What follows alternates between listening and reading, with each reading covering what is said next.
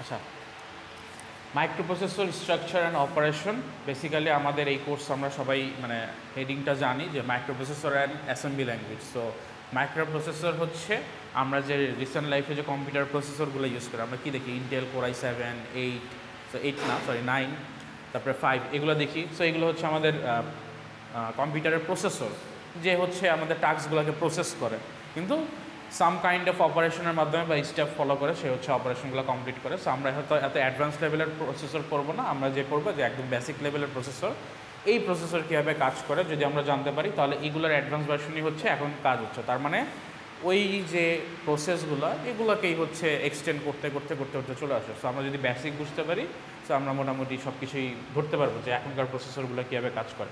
Further রিসার্চে যখন আপনারা যদি কাজ করতে চান তখন হয়তো দেখা গেছে আপনি এইগুলোর সাথে ম্যাচ করতে পারবেন, রিলেট করে কাজ করতে পারবেন। আচ্ছা, এখন আসি হচ্ছে আমরা যে প্রসেসরটা নিয়ে কাজ করব এটা অনেক ছোট প্রসেসর, এই জন্য এটাকে আমরা মাইক্রো প্রসেসর বলি, ডিরেক্ট প্রসেসর বলি না। কারণ এটার মডেলটা হচ্ছে অলরেডি আপনারা জানবেন 8086, এটার একটা মডেল আমরা দেখব দেখতে কীরকম।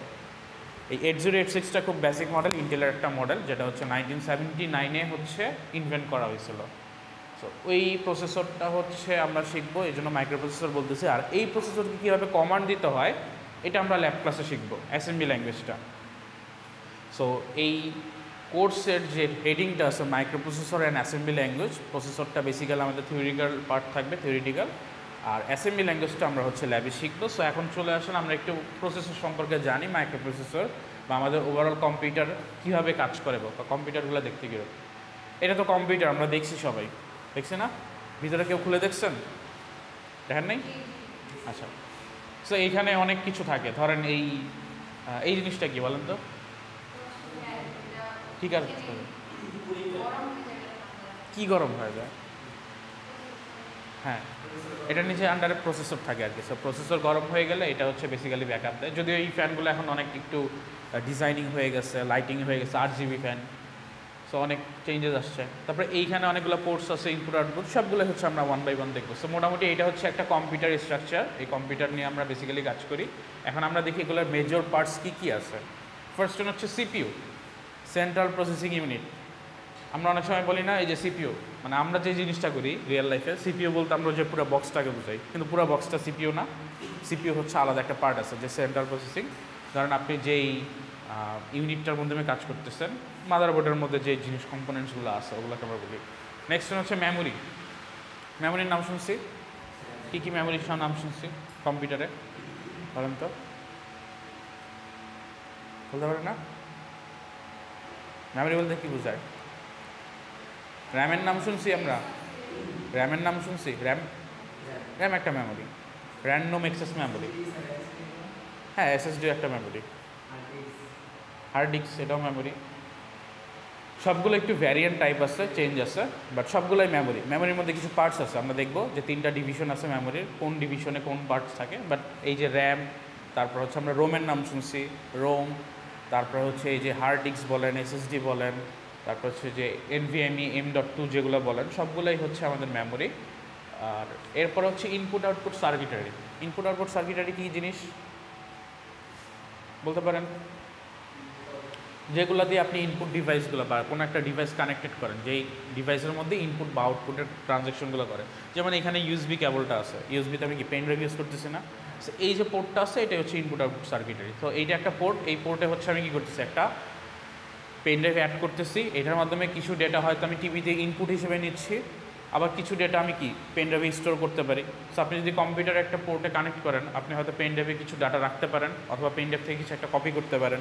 ধরেন আমি একটা গান নিলাম বা মুভি নিলাম, নিয়ে আমার ফ্রেন্ডের যে পিসি আছে ওইখানে কপি করলাম। সো এখানে কী করতেছি, পেন ড্রাইভটা তখন কি ইনপুট হিসেবে কাজ করতেছে, যে পেন ড্রাইভ থেকে আমি কোনো একটা ইনপুট আমার যে ফ্রেন্ডের কম্পিউটার এখানে পাস করতেছি।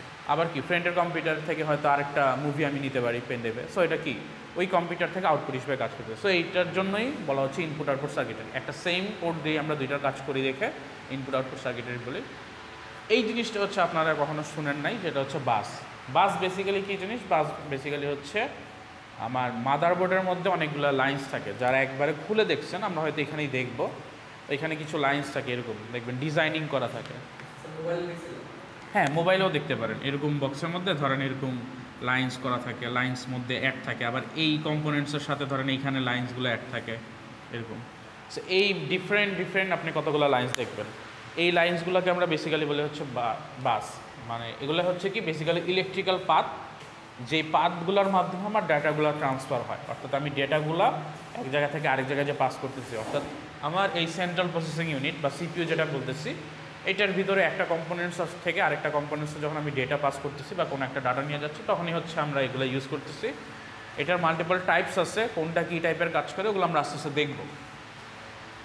এটা হচ্ছে জাস্ট একটা ওভারভিউ দেওয়া হচ্ছে যে এই পুরোটা হচ্ছে আমাদের কি, এটা হচ্ছে মাদারবোর্ড, এখানে হচ্ছে আমাদের সেন্ট্রাল প্রসেসিং ইউনিট আছে, এই যে লাল যে লাইন্সগুলো দেখতেছেন এগুলো হচ্ছে বাস, এখানে লাল আছে কিছু, হোয়াইট আছে কিছু, মানে রেড অ্যান্ড হোয়াইট এরকম টাইপের কিছু আছে। এটা হচ্ছে ডিস্ক, এই যে আমরা যে হার্ড ডিস্কগুলো বলি, হার্ড ডিস্কের মধ্যে বেসিক্যালি কিছু ডিস্ক থাকে এরকম, আপনারা দেখছেন কিনা কখনো, হার্ড ডিস্ক খুললে দেখতে পারবেন, এগুলোকে বলি অপটিক্যাল ডিস্ক। এই ডিস্কগুলো কম্বাইন করে আমাদের হচ্ছে হার্ড ডিস্ক করা হয়, হার্ড ডিস্কের মধ্যে থাকে। তারপরে এখানে হচ্ছে যে র্যাম, আমরা যে র্যামগুলো ইউজ করি, আর এইগুলো হচ্ছে ইনপুট আউটপুট সার্কিটারি। ধরেন এটা হচ্ছে আমার কম্পিউটারের যে মনিটরের এই পোর্টটাকে বলা হচ্ছে ভিজিএ পোর্ট, আর এইখানে হচ্ছে মেবি ইউএসবি কোনো একটা পোর্ট কানেক্ট করা হয়েছে। আচ্ছা, এইটাতে জাস্ট বোঝানো হচ্ছে যে এই যে বাসগুলো বলতেছিলাম ইলেকট্রিক্যাল পাথ, এই ইলেকট্রিক্যালের পাথের সাথে আমার এটা হচ্ছে আমার সিপিইউর সাথে হচ্ছে বাকি কম্পোনেন্টসগুলো কানেক্টেড। সিপিইউ হচ্ছে মেইন, যে হচ্ছে প্রসেস করে, ডেসক্রিপশন একটু পরেই দেখবো যে সিপিইউ কী কাজ করে। সো সবগুলো যত টাস্ক থাকে আমার কম্পিউটারে সবগুলো প্রসেস করে হচ্ছে সিপিইউ, আর এই সিপিইউর সাথে প্রতিটা কম্পোনেন্ট যে থাকে এক্সট্রা করে, ধরেন র্যাম, তারপর হচ্ছে এই যে কিবোর্ড আছে, প্রিন্টার, যেগুলো হচ্ছে ইনপুট আউটপুট ডিভাইস বলতেছি, এগুলো কানেক্টেড থাকে। বাট কানেক্টেড থাকে কার মাধ্যমে? এই যে ইলেকট্রিক্যাল পাথ বা বাস, এই বাসগুলোর মাধ্যমে কানেক্টেড থাকে। এখন এই বাসগুলা কোনটার সাথে কি কানেক্টেড থাকবে এটা পরে দেখতেছি। সো এটা জাস্ট একটা ভিজুয়াল ইন্টারফেস দেওয়া আছে, দেখলেই বুঝবেন। আচ্ছা, নেক্সট আসি হচ্ছে এখন এই সিপিইউ কী কাজ করে, সিপিইউর কাজটা কি, যেটা আমরা বলতেছি, আমরা বলতে বুঝাই ওই বক্স, পুরো বক্সটা সিপিইউ না। রিয়েল লাইফে হচ্ছে আমার যে মাদারবোর্ডের এই পার্টটা, এটাকে আমরা বলি হচ্ছে সিপিইউ। সিপিইউ কী কাজ করতেছে দেখি, it controls the operation of computer. তার মানে কম্পিউটারে যতগুলো অপারেশন আপনি করবেন সবগুলো সে কন্ট্রোল করে। The CPU fetches binary coded instruction from memory. আচ্ছা, সিপিইউর কাজ হচ্ছে বাইনারি কোডেড ইনস্ট্রাকশন নিয়ে আসা। আমরা যখন মেমোরি নিয়ে কাজ করি, অর্থাৎ র্যাম নিয়ে কাজ করি, এই র্যাম বা মেমোরির মধ্যে র্যাম বলেন, রোম বলেন, ডাটা সবগুলো যেগুলোই আমাদের কাছে আছে, সবগুলোতে ডেটাগুলো থাকে বাইনারি হিসেবে। বাইনারি আমরা বুঝি 0 আর 1 এর কম্বাইন্ডের যে নাম্বারসগুলো বলতেছে, এই বাইনারি কোডেড ইনস্ট্রাকশন থাকে। সো আপনি যদি একটা টাস্ক দেন A+B করার, এই টাস্কটা মেমোরিতে A+B হিসেবে থাকবে না, মেমোরিতে হয়তো এটার করসপন্ডিং কোনো একটা বাইনারি নাম্বার হিসেবে থাকবে। কী থাকবে এটাও হয়তো আমরা এই সেমিস্টারের লাস্টের দিকে পড়বো, এই কোর্সের লাস্টের দিকে। সো এরকম কিছু নাম্বারস থাকবে, এই নাম্বারসগুলো হয়তো মেমোরির এখানে গিয়ে সেভ থাকবে। ধরেন এই জায়গায় এরকম 0110 0110 এরকম একটা নাম্বার আছে। সো এই নাম্বারের থ্রুতেই যখন সিপিইউ নিয়ে আসবে, তখন সিপিইউ বুঝতে পারে যে এটার মানে হচ্ছে অ্যাডিশন করা। সো সবগুলো যে ইনস্ট্রাকশন আছে, সবগুলো ইনস্ট্রাকশন মেমোরিতে বাইনারি কোডেড ইনস্ট্রাকশন থাকে, কখনোই এর বাইরে থাকবে না। ধরেন আপনি যে ল্যাঙ্গুয়েজগুলো ইউজ করেন A+B বা C+D, এইরকমভাবে কিন্তু কিছু থাকে না, সবগুলো 0 আর 1 এর মধ্যে লিমিটেশনস থাকে। সো আমরা পড়ছিলাম না, খেয়াল আছে যে মেশিন ল্যাঙ্গুয়েজ থাকে। মেশিন ল্যাঙ্গুয়েজ কী থাকে, যে কোনো মেশিনকে কমান্ড দিতে গেলে 0 আর 1 এর মধ্যে কমান্ড দিতে হয়। সো এই জিনিসটা এইরকম, যে মেমোরিতে কমান্ডগুলো থাকে 0 1-এ। সো মেশিন 0 1 এর কমান্ডগুলো নিয়ে আসে সিপিইউতে, অর্থাৎ সিপিইউ তার কাছে নিয়ে আসে। ধরেন এটা হচ্ছে সিপিইউ, যদি চিন্তা করি, সিপিইউ তার কাছে নিয়ে এসে সে হচ্ছে টাস্কটা পারফর্ম করে, টাস্কটা অপারেশনটা কমপ্লিট করে। সো সবগুলো টাস্ক তখন তাকে 0 1-এ বা বাইনারি কোডেড থাকতে হবে। দেন বলতেছে decodes the instruction into a series of simple action. এখন এইখানে যে জিনিসটা বলতেছে যে আপনার যে কমান্ড আছে, কমান্ডগুলা, যেমন এই কমান্ডটা যদি আমি চিন্তা করি যে এটার করসপন্ডিং কমান্ড হচ্ছে 0 1 1। সো এইখানে যে কাজটা বলা হচ্ছে, এখানে 3টা কাজ করা হচ্ছে। একটা হচ্ছে আপনার কি করতে হবে, A এর ভ্যালুটা নিয়ে আসতে হবে প্রথমে, তারপরে কি B এর ভ্যালুটা নিয়ে আসতে হবে, দেন কি A+B-তে কনভার্ট করে তারপর হচ্ছে অ্যাডিশনটা কমপ্লিট করতে হবে। কারণ আপনি তো ইনস্ট্রাকশন পাচ্ছেন A+B, এখন A এর ভ্যালু তো আপনি জানেন না, B এর ভ্যালুও জানেন না, ওইটা তো মেমোরির কোনো না কোনো জায়গায় সেভ করা আছে। আপনাকে কী করতে হবে, এই স্টেপ ওয়াইজ ডিভাইড করতে হবে। এই ডিভাইডটাই বেসিক্যালি হচ্ছে এই ডিকোডার্স করে। সো ডিকোডার বেসিক্যালি কী করে, অর্থাৎ সিপিইউ এই জিনিসটা হচ্ছে ডিকোড করে কীভাবে সিরিয়াল অফ ইনস্ট্রাকশনে। সো একটা ইনস্ট্রাকশন পাচ্ছে, ইনস্ট্রাকশনটা ধরেন A+B, সে কী করতেছে প্রথমে A এর ভ্যালুটা নিয়ে আসতেছে, পরে B এর ভ্যালুটা নিয়ে আসবে, তারপরে A+B অ্যাডিশন করে রেজাল্টটা রাখবে। সো এই যে স্টেপ বাই স্টেপ যে ডিকোড করলো, এটাকে হচ্ছে সিপিউর একটা মেইন কাজ বলতে পারেন, যে সিপিইউ সবগুলো অপারেশনকে এরকম ডিকোড করে তারপরে টাস্কটা কমপ্লিট করে। লাস্টে বলতেছে carries out this action in a sequence of step. So এই যে স্টেপগুলো যে ডিভাইড করলো, এগুলোকে যে ডিভিশন করে ভাগ করলো, এগুলোকেই হচ্ছে সে 1 by 1 এক্সিকিউট করে। এই জিনিসটাই হচ্ছে সিপিইউ করে। সো মোটামুটি বুঝতে পারতেছি যে আমাদের যে সেন্ট্রাল প্রসেসিং ইউনিট, বেসিক্যালি আমরা যে বোর্ডটা দেখতেছি, এই বোর্ডের মধ্যে অনেকগুলো কম্পোনেন্টস কানেক্টেড থাকে। এর মধ্যে এই প্রসেসিং ইউনিটেই সবগুলো হচ্ছে কন্ট্রোলিং পাওয়ার হয়, অর্থাৎ যত ডেটা লাগে কি করে সিপিইউ মেমোরি থেকে নিয়ে আসে, মেমোরি থেকে নিয়ে এসে স্টেপ বাই স্টেপ ইনস্ট্রাকশন সে ডিজাইন করে, তারপর সেগুলো এক্সিকিউট করে রেজাল্টগুলো আমরা দেখতে পারি, রেজাল্ট যখন আমাদের কাছে চলে আসে তার মাধ্যমে। নেক্সট ওয়ান হচ্ছে ইনপুট আউটপুট। ইনপুট আউটপুট কী জিনিস এগুলো আমরা সবাই জানি কম বেশ, ওই যে পেন ড্রাইভ, মনিটর, কিবোর্ড সবই input output device. They are use to take data from outside world আর send data to the outside world. তার মানে এই যে পেন ড্রাইভ বলেন বা কিবোর্ড বলেন বা যে কোনো কিছু বলেন, আমি আমার কম্পিউটারের বাইরে থেকে হয় ডাটা কম্পিউটারে পাস করতেছি, অথবা কম্পিউটার থেকে ডাটা বাইরে পাস করতেছি। সো যখন কম্পিউটার থেকে ডাটা বাইরে পাস করতেছে, ওইটাকে এখানে বলতেছে হচ্ছে send data to outside world. আর যখন আমি পেন ড্রাইভ থেকে বা কিবোর্ড থেকে কোনো একটা ইনপুট নিচ্ছি, তখন এটাকে বলতেছে হচ্ছে receive or take data from outside world. So এই জিনিসটা প্রেজেন্ট করতেছে যে আমরা বাইরের, আমার কম্পিউটারের বাইরে থেকে যদি কারোর সাথে কানেকশন বিল্ড আপ করি, এখান থেকে যদি ডাটা ট্রান্সফার হয়, ওইটাই হচ্ছে ইনপুট আউটপুট ডিভাইসেসগুলো। আইও দিয়ে বোঝাচ্ছে input output devices. Input output devices are connected with microprocessor through IO ports. মানে ইনপুট আউটপুট যে পোর্টগুলো বলতেছিলাম, ওগুলো কি, ওই যে ইউএসবি পোর্ট বলেন, একটু আগে দেখলাম ভিজি একটা পোর্ট আছে, এরকম পোর্টসগুলোর মাধ্যমে হচ্ছে কানেক্টেড থাকে।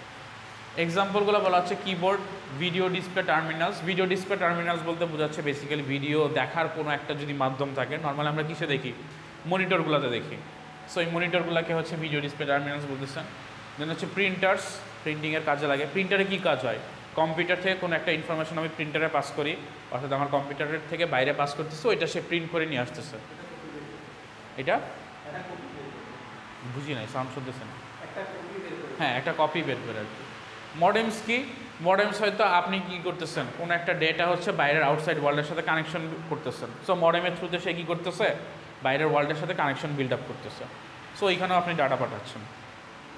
মডেমগুলোকে আমরা ইউএসবি পোর্টে কানেক্টেড রাখি, বা আমাদের ইথারনেট কেবলের মাধ্যমে হচ্ছে কি ওয়াইফাই রাউটারটা কানেক্টেড থাকে। রাউটার কিন্তু আবার মেইন একটা মডেম আছে, ওইটার সাথে কানেক্টেড থাকে। সো অনেকগুলো ওয়েতেই আমরা কানেকশনগুলো বিল্ড আপ করি। এইগুলো হচ্ছে আমাদের ইনপুট ডিভাইস। এই সবগুলো ডিভাইস থেকে আমরা ইনপুট নেই। ধরেন কিবোর্ড, কিবোর্ড থেকে আমরা কম্পিউটারে নেই। এটা দেখছেন নিউমেরিক কিবোর্ড, কোথায় দেখছেন বলেন তো? সবাই কম বেশ দেখার কথা, এটিএম মেশিনে, হ্যাঁ ওইখানে এটা ইউজ হয়। এই পয়েন্টার ডিভাইস দেখছেন মাউস আর কি, কিন্তু মাউস কিন্তু এইটা যে মাউস, এটা হচ্ছে বল মাউস। বল মাউস ইউজ করছেন কখন আপনারা? একবার। আমরা আগে ছোটোবেলায় বল মাউস ইউজ করতাম, ওইটার মধ্যে হচ্ছে বল থাকতো, ছোট বল দিয়ে হচ্ছে আমরা হচ্ছে মানে ইউজ করতাম। তখন লেজার, যে আমরা এখন যে মাউসগুলো ইউজ করি, এগুলোকে বলতাম লেজার মাউস, আর ওগুলোকে বলতাম হচ্ছে বল মাউস। সো লেজার মাউসটা এক্সপেন্সিভ ছিল। ধরেন তখন একটা মাউসের দাম ছিল 500-600 টাকা মিনিমাম। সো 500-600 টাকা কিন্তু তখন অনেক এক্সপেন্সিভ।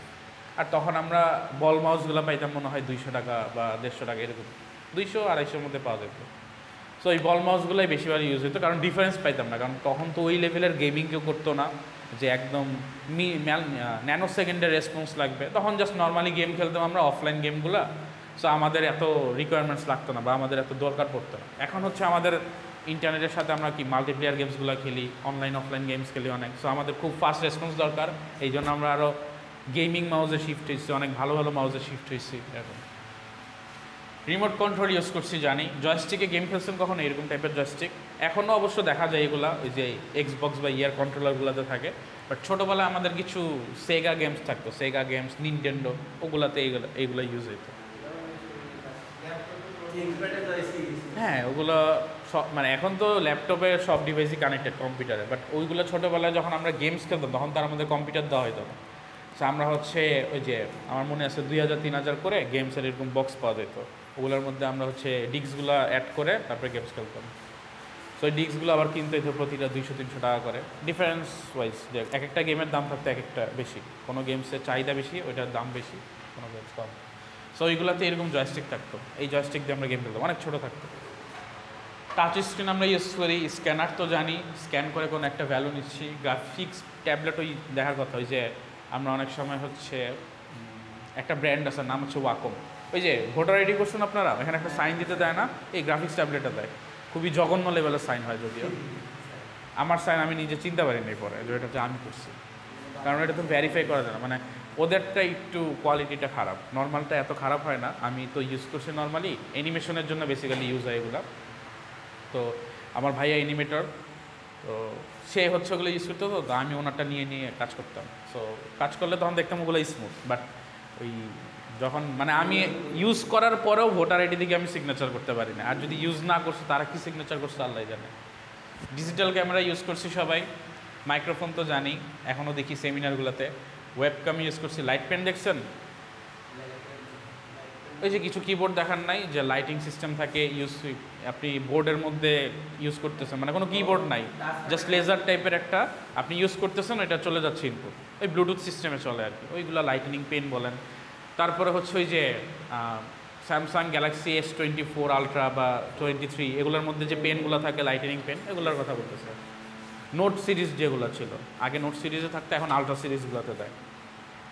25 আলট্রাতে মনে হয় আর দেয় না, দিছে 25ও দিছে, বাট ব্লুটুথ কানেক্টেড না। হ্যাঁ, সিআরটি মনিটর দেখছেন, এটা দেখার কথা। সিআরটি মনিটর দেখছেন না, বক্স একটা মনিটর, এখনও অনেক জায়গায় হয়তো থাকতে পারে। টিএফটি বেসিক্যালি আমরা যে মনিটরটা দেখি ওইটাই, আমাদের মনিটর অনেকগুলো ভ্যারিয়েন্ট আছে, আমরা টিএফটি দেখি, আইপিএস দেখি, তারপরে হচ্ছে এলসিডি, টিএফটি অ্যাকচুয়ালি ভ্যারিয়েন্ট। আমি যদি একটু ডিফারেন্সিয়েট করে বলি, যে বেসিক্যালি হচ্ছে টিএফটি হচ্ছে কি, মানে অনেক আগের যে মোবাইলগুলো দেখতেন না, ওগুলোতে দেখতেন যে একটু কালচে হয়ে যায়, একটু ডানে বামে করলে আর কালার দেখতে পারতেছে না, ওগুলো হচ্ছে টিএফটি। তারপরে হচ্ছে আসলে এলসিডিতে হচ্ছে আপনি মোটামুটি দেখতে পারেন, বাট কর্নারিংগুলোতে দেখতে পারেন না। তারপরে এলইডি চলে আসলে, এলইডি কি সব জায়গা থেকে আপনি দেখতে পারেন, সবগুলো অ্যারাউন্ড থেকে। এর মধ্যেও এলইডির মধ্যে আবার ভ্যারিয়েন্ট আছে অনেকগুলো, যখন ল্যাপটপ কিনবেন এগুলো ভ্যারিয়েন্ট একটু চেক করে নেন, অনেকে ভুল করে এলইডি দেখে কিনে ফেলি। এলইডির মধ্যে আবার ভ্যারিয়েন্ট আছে আইপিএস, তারপর হচ্ছে আবার কি আছে যে অ্যামোলেড আছে, ওএলইডি আছে, তারপরে আর কি আছে, এখন এই পর্যন্তই মনে, এর বেশি আর নাই। এলটিপিও একটা আছে মোবাইলের জন্য, এটা এখনও বের হয় নাই মেবি ল্যাপটপের জন্য। সো এরকম অনেকগুলো ভ্যারিয়েন্ট আছে, বাট এইটার মধ্যে একটা অ্যাঙ্গেল আছে যেটা হচ্ছে সেটা হচ্ছে এলইডি, বাট কথা হচ্ছে এখানে কর্নারিংগুলো দেখতে পারেন, এটার নামটা আমি ভুলে গেছি, এনটিএফ কিছু একটা নাম ছিল। এটা লেনোভো ইউজ করে সাধারণত, লেনোভো না অ্যাকচুয়ালি, বাজেট ফ্রেন্ডলি যেগুলো বলে এলইডি, বাজেট ফ্রেন্ডলি সবগুলো ল্যাপটপের এলইডিতেই ইউজ করে। ওটা অ্যাকচুয়ালি এলইডি, বাট ওইটার কর্নারিংটা দেখতে পারবো না, কাইন্ড অফ এলসিডির মতো, বাট এলইডি, বাট ওইটা একটু এলসিডি থেকে বেটার। লেজার প্রিন্টার কি, ওই যে ফটোকপি করা যায়, ফটোকপি মেশিনগুলো। ইনজেক্ট প্রিন্টার হচ্ছে যে আমরা যে নর্মাল প্রিন্টারগুলো ইউজ করি, কালি থাকে ওগুলা। ডট ম্যাট্রিক্স প্রিন্টার দেখছেন কখনো? কই দেখছেন বলো তো? কিসে? রেজিস্ট্রি অফিসে? হ্যাঁ, রেজিস্ট্রি অফিসে দেখতে পারেন। রেজিস্ট্রি অফিসে কি ডট ম্যাট্রিক্স থাকে? না, ওইটা টাইপরাইটার থাকে। ডট ম্যাট্রিক্স থাকে হচ্ছে ওই যে ইলেকট্রিক বিল দেখছেন কখনো?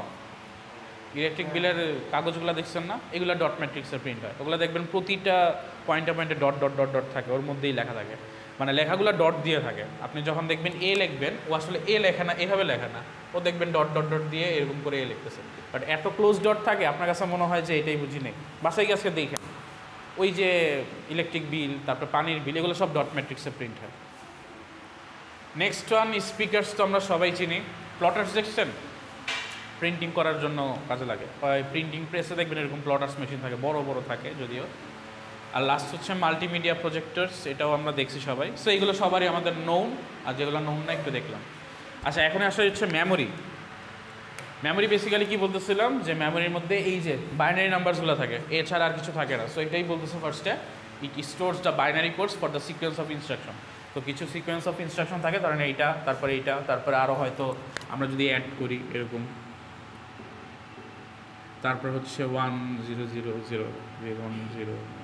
এরকম করে অনেকগুলো ইনস্ট্রাকশন থাকে। অর্থাৎ আমার মেমোরিতে যতগুলো জায়গা থাকবে ততগুলোতে বাইনারি থাকবে অথবা ফাঁকা থাকবে, এছাড়া কিছু থাকবে না। সো বাইনারি কোডের ইনস্ট্রাকশনগুলো স্টেপ বাই স্টেপ থাকে, একটার পর একটা থাকে।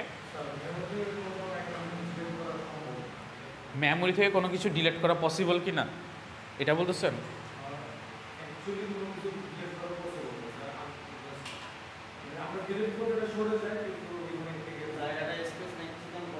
না, এরকম না। আপনি যদি পার্মানেন্টলি ডিলিট করেন ওটা চলে যাবে, কিন্তু লক ফাইলটা আপনার কাছে থাকে যে এইরকম একটা ফাইল আপনি ডিলিট করছিলেন। বাট এটা যদি সবসময় থেকে যায় তাহলে তো আপনার স্পেসই পুরো ওভারলোডেড হয়ে যাবে, আপনি তো কখনো কাজই করতে পারবেন না। রিকভারি ডিফারেন্সটা হচ্ছে যে আপনার যদি হচ্ছে একটা সার্টেন পোর্শন টাইম পর্যন্ত আপনার লকটা যদি থাকে, সে ওইটা থেকে কম্প্রেস থেকে নিয়ে আসতে পারে সার্টেন পোর্শন। বাট আপনি যদি ফুললি ডিলিট করে ফেলেন ওইটা রিকভার করা পসিবল না। রিকভারির মধ্যে আবার কিছু ডিফারেন্সিয়েট আছে। একটা হচ্ছে হার্ড ডিস্ক যদি সমস্যা হয়ে যায় তখন ওগুলো আমরা রিকভার করতে পারি, আবার কিছু কিছু আছে হার্ড ডিস্ক হচ্ছে ড্যামেজ হয়ে যায়, ওগুলো আর পারি না। আর ডিলিট যেটা হয় কি, আপনি রিসাইকেল বিনে একটা ডিলিট করেন ওইটা আপনি তো নর্মালি রিকভার করতে পারেন। আর আরেকটা হচ্ছে আপনি যখন পার্মানেন্টলি ডিলিট করেন ওটা একটা লক ফাইল থাকে, মানে লক ফাইল হচ্ছে আপনারা সব কিছুরই ধরেন একটা ব্যাকআপ রাখে, বাট ওইটা একটা সার্টেন টাইম পর্যন্ত থাকবে, ওর পরে ডিলিট করবে। কারণ আপনি যদি চিন্তা করেন যে আপনি একটা 30 জিবির গেম ইনস্টল করছেন, ডিলিট করে দিচ্ছেন পুরোটা, তারপর আপনি ওইখানে আবার 20 জিবির কাজ করতেছেন, আর 30 জিবি যদি ওইটা থেকেই যায় মেমোরিতে, আপনি 20 জিবি কোথায় কাজ করবেন, বুঝলেন না? সো এখানে হয়তো কিছু সার্টেন পোর্শন থাকে যেটা থেকে রিকভার করা পসিবল। ওইটা কি ফাইলগুলো ধরেন ডকুমেন্টস, পিডিএফ এগুলো, বাট বড় বড় লার্জ ফাইল কিন্তু ওরকমভাবে ব্যাকআপ রাখেন ওরা। সো আপনি ব্যাকআপ রাখতে চাইলে ওটা লাগবে না, অ্যাকচুয়ালি বেসিক্যালি এটার করসপন্ডিং একটা লক ফাইল থাকে যেটা দিয়ে হচ্ছে কিছু কিছু ক্ষেত্রে রিকভার করা পসিবল, সব ক্ষেত্রে পারবেন না। এটার একটা বড় আছে, কিছু সফটওয়্যার দিয়ে করা যায়, বাট সব ক্ষেত্রে আপনি পারবেন না এটা করতে। আচ্ছা, বাইনারি কোডের ডাটা স্টোর করে এটা আমরা অলরেডি জানি, দেখে ফেলছি। আর এক্সাম্পল হচ্ছে Rome, RAM, magnetic R optical disk, যেটা হচ্ছে যে আমরা হার্ড ডিস্ক বলতেছি। ওইখানের মধ্যে কি ডিস্ক থাকে, অনেকগুলো ডিস্কগুলো কানেক্টেড করে একসাথে কম্বাইন করে হার্ড ডিস্ক করা হয়। আবার ওই ডিস্কের মতোই ডিস্কগুলো কিন্তু আমরা বাইরের ওয়ার্ল্ডে ইউজ করি, ওগুলো কিন্তু মেমোরি না, ওগুলো হচ্ছে আমাদের ধরেন, হ্যাঁ ওগুলো মেমোরি পড়ে, সেকেন্ডারি মেমোরি হিসেবে পড়ে, মানে মেমোরির কিছু ভ্যারিয়েশন আছে, ওগুলো দেখলে এখন বুঝতে পারবো। সো মেমোরি অর্গানাইজেশন বলা হচ্ছে, অর্থাৎ আমাদের মেমোরিগুলো কীভাবে ডিভাইডেড বা কীভাবে কাজ করে। তিনটা ভ্যারিয়েন্ট আমাদের মেমোরিতে থাকে, একটা হচ্ছে প্রসেসর মেমোরি, তারপর হচ্ছে প্রাইমারি আর main memory, and last one হচ্ছে সেকেন্ডারি মেমোরি। প্রসেসর মেমোরি কী জিনিস? প্রসেসর মেমোরি হচ্ছে বেসিক্যালি রেজিস্টার, যেগুলো আমরা এই কোর্সে পড়বো কিছুদিন পরে।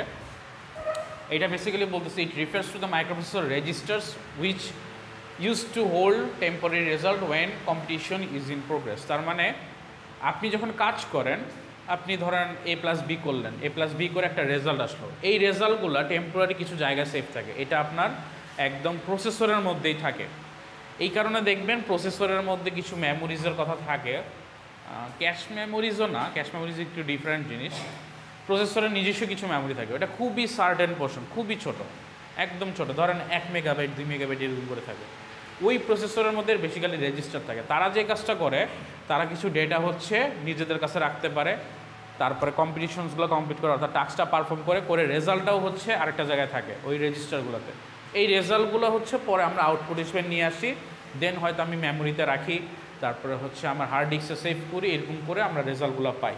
সো এই যে রেজিস্টার যেগুলো হচ্ছে বেসিক্যালি টাস্ক কমপ্লিট করে, ধরেন আপনি A+B করতেছেন, প্রথমে এইটার জন্য কি করবে, একটা রেজিস্টার, আপনারা ল্যাবেই দেখবেন রেজিস্টার, ধরেন আমি এখানে বলতেছি যে একটা রেজিস্টারের নাম হচ্ছে ধরেন BH এর মধ্যে আপনি A এর ভ্যালুটা রাখতেছেন, সেকেন্ডে ধরেন BL আছে একটা, এটা আবার B-তে রাখতেছেন, তারপরে কি করতেছেন, এখানে একটা কমান্ড আছে অ্যাড BH,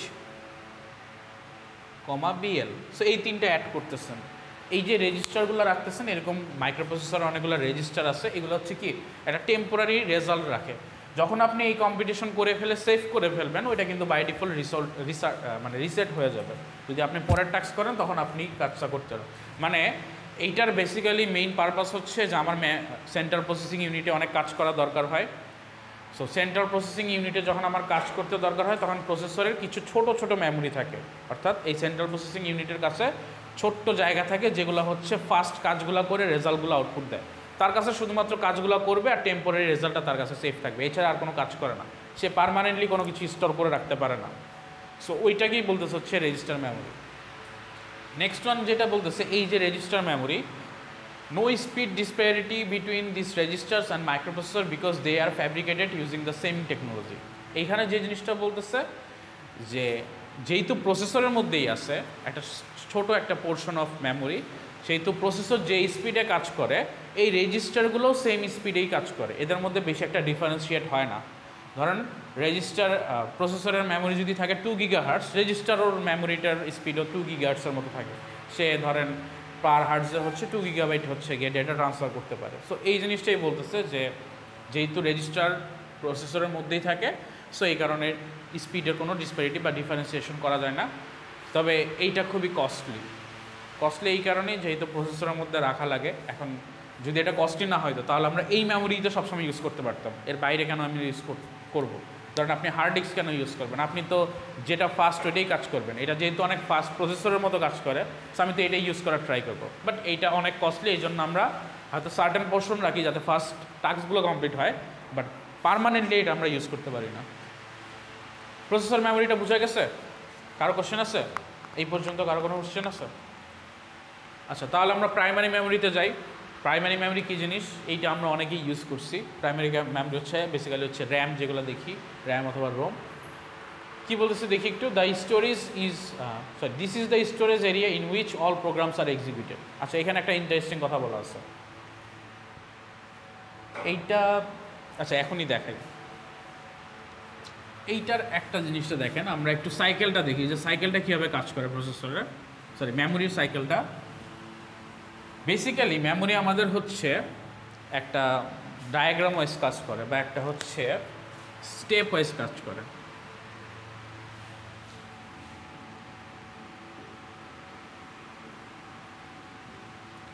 আমি মডার্নটা দেখাচ্ছি, তারপরে ডিফারেন্সিয়েশনটা দেখাচ্ছি, কি একটু ডিফারেন্সিয়েশন আছে।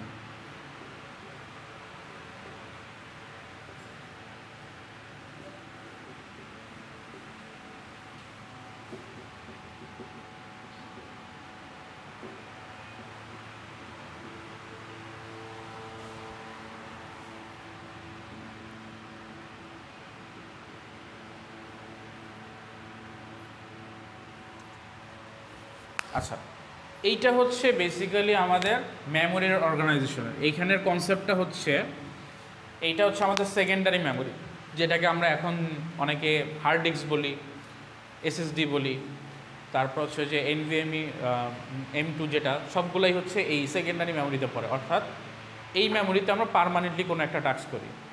এইটা হচ্ছে আমাদের প্রাইমারি, যেটাকে আমরা র্যাম হিসেবে কাউন্ট করতে পারি। এটার ক্ষেত্রে রোম অন্য আরেকটা কাজ করে, একটু পরে বলবো রোম কী কাজ করে।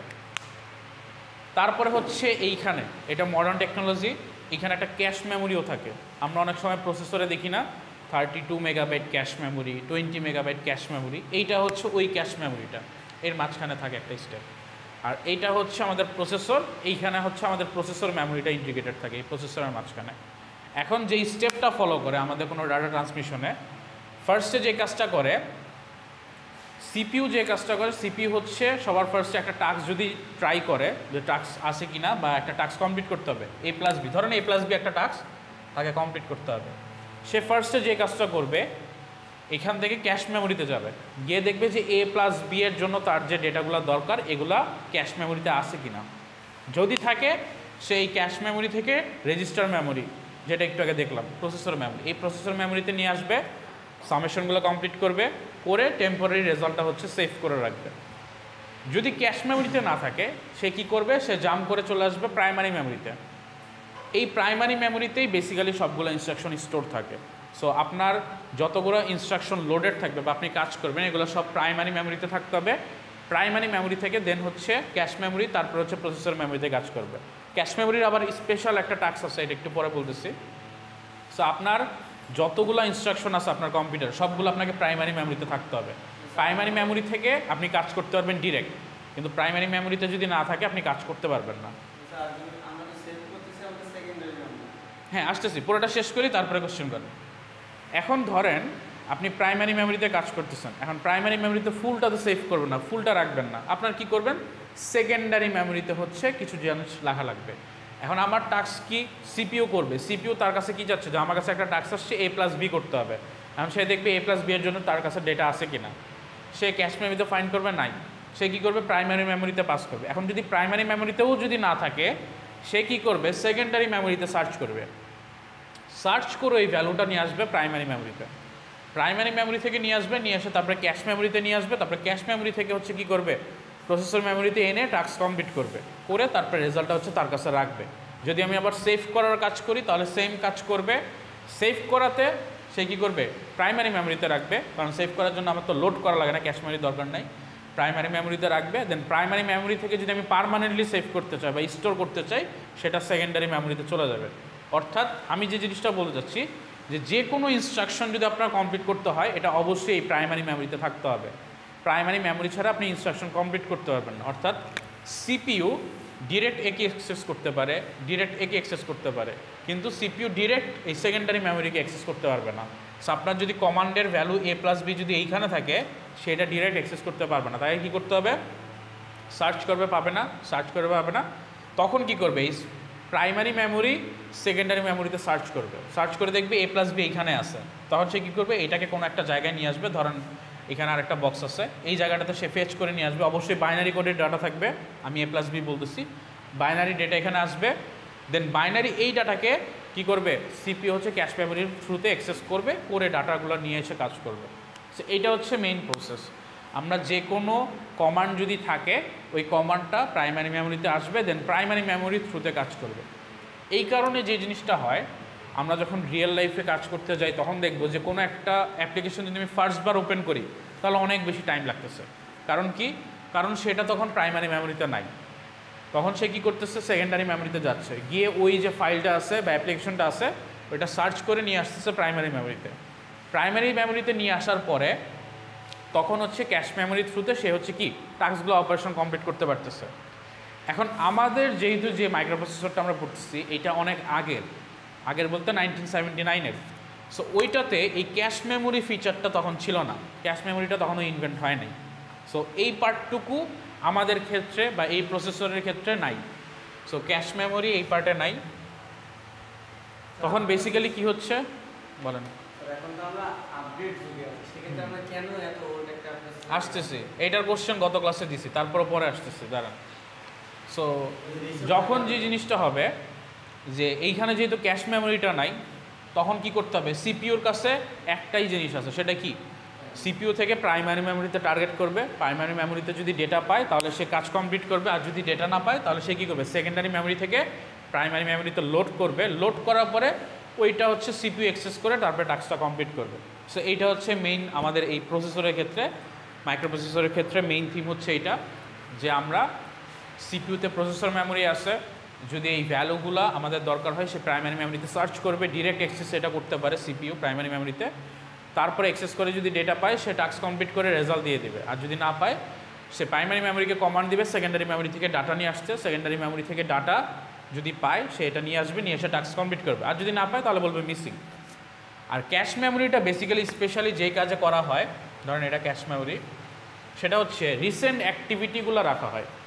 ধরেন আমি একটা ওয়ার্ড ফাইলে কাজ করতেছি, এইটার টেন্ডেন্সিটা কি অনেক বেশি না যে আমি একটু পরে আবার ওয়ার্ড ফাইলে কাজ করব। ধরেন আপনি একটা সেন্টেন্স লিখলেন, তারপরে কি আবার আরেকটা সেন্টেন্স লেখার একটা টেন্ডেন্সি আছে আপনার কাছে। সো এই যে রিসেন্ট কাজটা এইটা হচ্ছে তখন কি করবে ক্যাশ মেমোরিতে থাকে। যদি ক্যাশ মেমোরিতে থাকে, যেহেতু এটা মাঝখানের পার্টটা বলতেছিলাম, এইখান থেকে সিপিইউর ডেটাটা নিয়ে আসা খুব তাড়াতাড়ি পসিবল, আর ক্যাশ মেমোরিটার স্পিড অনেক বেশি থাকে। ক্যাশ মেমোরি প্রচুর ফাস্ট থাকে, অবশ্যই বোঝা যাচ্ছে এটা কস্টলি, এই কারণে অনেক বেশি দেওয়া হয় না। সো ক্যাশ মেমোরি যেহেতু ফাস্ট থাকে, সো রিসেন্ট অ্যাক্টিভিটিটা যদি ক্যাশ মেমোরিতে থাকে সে খুব ফাস্ট হচ্ছে কী করে ডেটা নিয়ে এসে ট্রান্সমিশন করতে পারে। সো আমি যদি কোনো একটা কাজ করি ওয়ার্ডে, তারপর আরেকটা লেখার চান্সেস খুব বেশি, এই কারণে ওয়ার্ড ফাইলটা তখন ক্যাশ মেমোরিতে থাকবে, তখন ক্যাশ মেমোরিতে বারবার আমি টাইপ করব, ক্যাশ মেমোরিতে ফাস্ট কাজ করবো, আমার কাছে মনে হবে কি যে আমার কম্পিউটারটা বুঝি খুবই ফাস্ট। এই কারণেই প্রসেসর যখন আমরা কিনবো, ক্যাশ মেমোরি যদি বেশি থাকে তাহলে আমরা দেখবো যে প্রসেসরটা খুব ফাস্ট আমার কাছে মনে হচ্ছে, এই শুধুমাত্র এই কারণে ডাটা ট্রান্সমিশনটা খুব ফাস্ট কমপ্লিট করতে পারে। ধরেন আমি 2 দিন আগে একটা গান শুনছি, বা ধরেন আমি হচ্ছে 1 ঘন্টা আগে একটা গান শুনছি, এই গানটাই যদি আবার শুনবো, এটার টেন্ডেন্সি কি খুব কম না? যে আপনি একটা গান শুনছেন, 1 ঘন্টা পরে আবার সেম গান শুনবেন বা সেম ট্যাক্সি করবেন, এটার টেন্ডেন্সি কিন্তু কম। সো তখন কি করবে, এইরকম কাজটাকে সে কী করবে, হয় প্রাইমারি মেমোরিতে রাখবে, আর যদি আরও বেশি হচ্ছে টেন্ডেন্সি কম থাকে, সে হচ্ছে পার্মানেন্ট মেমোরিতে হয়তো সেভ করে রাখবে। যখন সে সার্চ করবে এসে দেখবে ক্যাশ মেমোরিতে নাই, সে কী করবে, প্রাইমারি মেমোরিতে সার্চ করবে, যদি পেয়ে যায় কমপ্লিট করবে, আর না পেয়ে গেলে সে কি সেকেন্ডারি মেমোরিতে আসবে। এখন এই কারণেই একদম ফার্স্টে যখন কোনো একটা অ্যাপ্লিকেশন আমরা অন করি তখন সেটা কি ক্যাশ মেমোরিতে থাকে না, অনেক সময় প্রাইমারি মেমোরিতেও থাকে না, তখন কি সেকেন্ডারি মেমোরি থেকে তাকে লোড করে নিয়ে আসতে হয়। এই যে লোডিংয়ের জন্য প্রথমবার যখন কোনো একটা অ্যাপ্লিকেশন অন করি আমাদের খুব ফাস্ট টাইম লাগে, তারপরে সেকেন্ড টাইম থার্ড টাইম যখন করি ওগুলো কি রিসেন্ট ওয়ার্কের মধ্যে পড়ে যায়, তখন কি সেগুলো ক্যাশে থাকে, ক্যাশ মেমোরিতে সেভ করা থাকে। সো তখন ওগুলো ফাস্ট আমরা হচ্ছে গিয়ে দেখতে পারি। দেখবেন আপনি একটা গান লোড করেন, গানটা শুনে কেটে দিয়ে আবার সাথে সাথে গান অন করবেন, দেখবেন তাড়াতাড়ি গানটা শুরু হয়ে গেছে। বাট কখনও যদি আপনি একটা গান 1 ঘন্টা পরে স্টার্ট করেন, ওইটা দেখবেন একটু টাইম নিচ্ছে স্টার্ট হইতে। এটা সব কিছুর ক্ষেত্রে, যে কোনো অ্যাপ্লিকেশন, গান, গেম, সব কিছু। হ্যাঁ, একবার কম্পাইল করবেন, তারপরের বার দেখবেন যে খুব ফাস্ট কম্পাইল হচ্ছে এরকম। আরেকটা এক্সাম্পল হচ্ছে দিচ্ছি, সেটা হচ্ছে আপনারা যে গেমস খেলেন না, গেমস খেললে দেখবেন আপনাদের একটা কোয়েশ্চেন থাকতে পারে, এই কোয়েশ্চেনটা অনেকের কাছে রেইজ হয়। আচ্ছা, এটা আমি শেষ করে তারপর এটার এক্সাম্পলটা দিই। আচ্ছা, আপনার একটা কোয়েশ্চেন ছিল যে স্যার আমরা তো এখন আপডেটেড যুগে চলে আসছি, আমরা কেন ওল্ড জিনিসটা পড়তেছি। ধরেন আমি প্রথম দিন এসে আপনারা বললাম যে আমার এইখানে 500 রেজিস্টার আছে, 500 রেজিস্টারের নাম এটা এটা এটা, 500 রেজিস্টার এইভাবে কানেক্টেড, আপনার মাদারবোর্ডের সাথে 500টা লাইন কানেক্টেড, আপনি ওই জিনিস বুঝবেন নাকি 5টা লাইন দেখলে আপনি বুঝবেন? আমি যদি বলি যে একটা সিপিইউ এখানে 500টা লাইন আছে, 500টা লাইন এরকম করে অনেকগুলোর সাথে কানেক্টেড, এই সিপিইউটা পড়াইলে আপনি তাড়াতাড়ি বুঝবেন নাকি আপনার এখানে 5টা সিপিইউর কানেক্টেড, এই 5টার এক্সটেন্ডেড ভার্সন হচ্ছে 500টা, ওইটা বুঝাইলে বুঝবেন। সো আপনি যদি বেসিক পার্টটা বুঝেন আপনি কিন্তু এক্সটেন্ডেড ভার্সনটা ধরতে পারবেন। এটা হচ্ছে ফার্স্ট একটা রিজন, যে আমরা বেসিক পড়ানোর একটাই কারণ যে আপনি যখন ফার্স্টের দিকের প্রসেসরগুলোকে আপনি ক্যাপচার করতে পারবেন, তখন আপনি বুঝতে পারবেন যে এই লাইনটারই এক্সটেন্ডেড ভার্সন হচ্ছে ওইটা, এই লাইনটার এক্সটেন্ডেড ভার্সন হচ্ছে ওইটা। এখন যে সিপিইউগুলো ইউজ করি এগুলো হচ্ছে অনেকগুলো কোর থাকে, তার মানে একটা সিপিইউর মধ্যে এইরকম সিপিইউর মতো 10টা সিপিইউ থাকে এরকম করে, এগুলো সব প্যারালালি কানেক্টেড থাকে। এখন আমি যদি ফার্স্টে এসেই ফার্স্ট কোর্সেই আপনাকে এই প্যারালাল কানেকশন বুঝাইতে যাই, আপনার মাথাও খারাপ হবে, আমার মাথাও খারাপ হবে। সেই কারণে যে কাজটা করা হয় আমাদের কারিকুলামগুলোতে, আমরা হচ্ছে বেসিক জিনিসটা পড়ি, তারপরে 1 বাই 1 যখন আমরা সবগুলোর সাথে কানেক্টেড বুঝি যে প্যারালাল কী জিনিস, তারপর হচ্ছে মাল্টিপল প্রসেসর কী জিনিস, ওগুলো আমরা হচ্ছে হায়ার স্টেজে গিয়ে বুঝতে পারি। বাট যদি আপনি বেসিক লেভেলটা না বুঝেন আপনি হায়ার স্টেজে গিয়ে বুঝতে পারবেন না। আর এই জিনিসটা আপনি একটা বিএসসি কোর্সের মধ্যে কখনোই কমপ্লিট করতে পারবেন না। কম্পিউটার আর্কিটেকচার এই এরকম একটা ডিপার্টমেন্ট আছে, যে ডিপার্টমেন্টে পিএইচডি হোল্ডাররা কাজ করে, পোস্টডক রিসার্চ হয়, অর্থাৎ আপনার যে কম্পিউটারগুলো নিয়ে কাজ করেন প্রসেসর, এই প্রসেসরগুলো একটা প্রসেসরের পিছনে দেখবেন 10-15 বছর ধরে কাজ হচ্ছে, তারপরে গিয়ে তারা একটা কোনো একটা স্টেবল ভার্সনে চলে আসে বা একটা স্টেবল ইনোভেশনে আসে।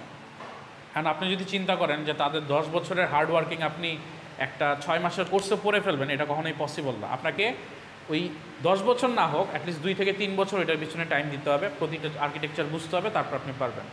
সো আমাদের টার্গেট হচ্ছে বেসিক কম্পোনেন্টস বোঝা, তারপরে যদি আপনি এটাতে ইন্টারেস্টেড হন আপনি এমএসসিতে গিয়ে এইটার একদম কোর রিলেটেড কাজগুলো করতে পারবেন, অর্থাৎ এই ডিপার্টমেন্টে কাজ করবেন, কম্পিউটার আর্কিটেকচারের উপর আপনি এমএসসি করতে পারবেন, তারপরে যদি হয় আপনি রিসার্চ করে পিএইচডি লেভেলও যাইতে পারবেন। সো এটার ব্যারিয়ার আপনার জন্য আসা, বাট আমাদের কোর্সে এত লং টার্ম কোর্স তো করা সম্ভব না, আমরা হচ্ছে শর্ট টার্ম কোর্স করবো, অর্থাৎ আমাদের 6 মান্থসের যে সেমিস্টার ওইটাতে আমরা বেসিক জিনিসটা পড়বো, অ্যান্ড তার সাথে সাথে হচ্ছে আমরা যেই কাজটা করব কিছু আমরা হচ্ছে কমান্ডিং দেখব যে এই প্রসেসরটা কীভাবে কমান্ড করে। তার মানে 8086 যে প্রসেসরের কথা বলতেছি এইটার ফাংশনালিটিস যদি বুঝতে পারি, এখনকার কোর i10 কীভাবে কাজ করে ওইটাও আমরা ধারণা করতে পারবো। বাট অনেক ফাংশনালিটিস অ্যাড হচ্ছে, যেমন বলতেছিলাম ক্যাশ মেমোরি ওইখানে নাই, সরি 8086 নাই, ক্যাশ মেমোরি এখন ইউজ হয়। এখন কথা হচ্ছে আপনি যদি প্রাইমারি মেমোরি সেকেন্ডারি মেমোরি বুঝেন, আপনি কি ক্যাশ মেমোরিটাও বুঝতে পারবেন না, যেটাও সেম টাইপের বাইনারি কোডেড একটা মেমোরি, যেটার মধ্যে হচ্ছে আপনি ডেটাগুলো রাখেন, বাট একটা স্পেশাল কাজ ইউজ হয় সেটা কি রিসেন্ট ওয়ার্কগুলো রাখার জন্য, এটাই। সো এই কারণেই হচ্ছে আমরা বেসিক লেভেলগুলো পড়বো, তারপরে অ্যাডভান্স যদি আমাদের ভালো লাগে ওইটা আমরা হচ্ছে কোর ডিপার্টমেন্ট ওয়াইজ পড়বো। এই কারণে আমাদের কোর্সগুলো ডিজাইন করে এরকমভাবে, আমরা একটা কোর্সে কখনোই এইটা পুরোপুরি কমপ্লিট করতে পারবো না। তারপরে যে জিনিসটা বলতেছে সেকেন্ড পয়েন্টটা কী ছিল, the microprocessor can directly access only those items that are stored in primary memory. Already বলে ফেলছি যে প্রাইমারি মেমোরিতে যে ভ্যালুগুলো আছে প্রসেসর ডিরেক্ট এটাকে হচ্ছে অ্যাক্সেস করতে পারে, আদারওয়াইজ পারে না। All programs and data must be within the primary memory prior to execution. So এই এক্সিকিউট করার আগে যদি কোনো ডাটা প্রাইমারি মেমোরিতে মিসিং থাকে তাকে সেকেন্ডারি মেমোরি থেকে প্রাইমারি মেমোরিতে নিয়ে আসতে হবে। তার মানে যতগুলো এক্সিকিউশন করব এগুলোর ডাটা বা ইনস্ট্রাকশনগুলো সবগুলো আমাদের প্রাইমারি মেমোরিতে থাকতে হবে। এটার এক্সাম্পল হচ্ছে র্যাম রোম। রোম জিনিসটা আমরা হয়তো ফিজিক্যালি ইউজ করি নাই, বাট রোম হচ্ছে আমাদের মাদারবোর্ডের মধ্যে একটা ছোট মেমোরি থাকে, যেটার মধ্যে হচ্ছে আপনার একদম স্টার্টিং করলে বায়োসের নাম শুনছেন, বায়োস, ওই বায়োসটা সেফ থাকে। আপনার এখানে অপারেটিং সিস্টেম নাই, বাট আপনি কি কিছু অপশনস দেখতে পারেন না, এই অপশনসগুলোকে বলি হচ্ছে বায়োস, মানে হচ্ছে মাদারবোর্ডের কিছু ফাংশনালিটিস। এটা হচ্ছে আমাদের রোমে সেফ থাকে। রোমে সাধারণত আমরা চেঞ্জগুলো করি না, আমরা র্যামেও সবসময় চেঞ্জ করি। র্যাম হচ্ছে আমাদের এই প্রাইমারি মেমোরিটা, এখানে যে আমরা সিপিউর সাথে কানেক্টেড বলতেছি। রোমে সাধারণত আমরা চেঞ্জ করি না, রোমটা ফিক্স থাকে, একদম ম্যানুফ্যাকচার কোম্পানি যেই বায়োসটা দিয়ে রাখো ওইটাই থাকে। আমরা হয়তো মাঝে মধ্যে আপডেট দিই, এছাড়া আর কিছু করি না। নেক্সট হচ্ছে সেকেন্ডারি মেমোরি। এটাও আমরা মোটামুটি পড়ে ফেলছি এই ডেমনস্ট্রেশন থেকে। এটা কি বলছি, it stores program and data in excess of main memory. So main মেমোরিতে যখন জায়গা থাকে না প্রাইমারি মেমোরিতে, তখন এই এক্সেস ফাইলগুলো আমরা হচ্ছে সেকেন্ডারি মেমোরিতে সেভ করে রাখি। তারপরে বলতেছে microprocessor can not directly execute programs which are stored in the second memory. So second মেমোরিতে যদি কোনো ডেটা থাকে সে ডিরেক্ট অ্যাক্সেস করে কাজ করতে পারে না, তাকে অবশ্যই কী করতে হয়, সেকেন্ডারি মেমোরি থেকে প্রাইমারি মেমোরিতে আনতে হয়, দেন প্রাইমারি মেমোরিতে সে ডিরেক্ট অ্যাক্সেস করতে পারে। থার্ড পয়েন্ট কি বলতেছে, in order to execute this programs the microprocessor must transfer them to its main memory by a system program call operating system. এই যে কাজটা যেটা বলতেছিলাম যে সেকেন্ডারি মেমোরি প্রাইমারি মেমোরিকে নিয়ে আসে, এই কাজটা করা হচ্ছে আমাদের অপারেটিং সিস্টেম, বা হচ্ছে আমরা ওএস বলি শর্টে, operating system. So operating system কী কী আইডিয়া আছে, উইন্ডোজ, লিনাক্স, ম্যাক ওএস। তারপরে আমরা হচ্ছে ওই যে মোবাইলের জন্য দেখি কি অ্যান্ড্রয়েড ওএস, তারপর হচ্ছে আইফোনেরটা কি বলা হয় আইওএস। সো এইরকম বিভিন্ন ধরনের হচ্ছে আপনাদের অপারেটিং সিস্টেম আছে যাদের কাজই হচ্ছে গিয়ে সেকেন্ডারি মেমোরি থেকে প্রাইমারি মেমোরিতে ডেটা নিয়ে আসা, ডেটাগুলোকে কীভাবে অর্গানাইজ করবে, স্ট্রাকচার ওয়েতে রাখবে, এইগুলো হচ্ছে তাদের কাজ। লাস্টে এক্সাম্পল দেওয়া আছে ফ্লপি ডিস্ক আর হার্ড ডিস্ক। ফ্লপি ডিস্ক দেখছেন কখনো? এটা হচ্ছে ফ্লপি ডিস্ক, এগুলো অনেক আগে ইউজ হইতো।